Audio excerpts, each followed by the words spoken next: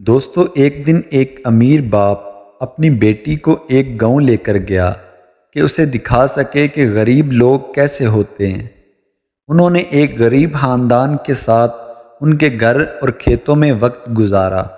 واپسی پر باپ نے بیٹی سے پوچھا کہ تم نے دیکھا کہ غریب لوگ کیسے گزر بسر کرتے ہیں، تم نے اس سے کیا سبق سیکھا؟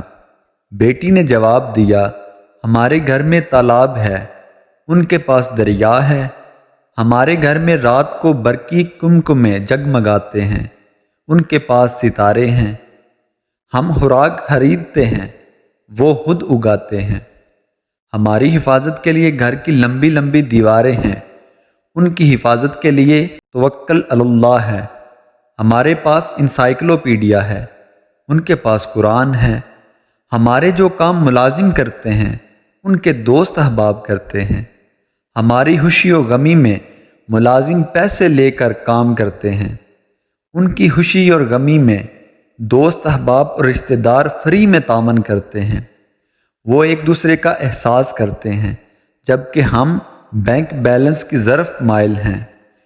ڈیڈی، مجھے لگتا ہے وہ ہم سے زیادہ مطمئن ہیں اپنی زندگی سے۔ ڈیڈی آپ کا بہت شکریہ، یہ دکھانے کے لیے کہ ہم کتنے غریب ہیں۔ نتیجہ، صرف دولت ہی انسان کو امیر نہیں بناتی، بلکہ سادگی، احساس اور اللہ پر یقین آپ کو امیر بناتا ہے۔ ایسی ہی مزید اچھی ویڈیوز کے لیے ہمارا چینل ضرور سبسکرائب کر دیں۔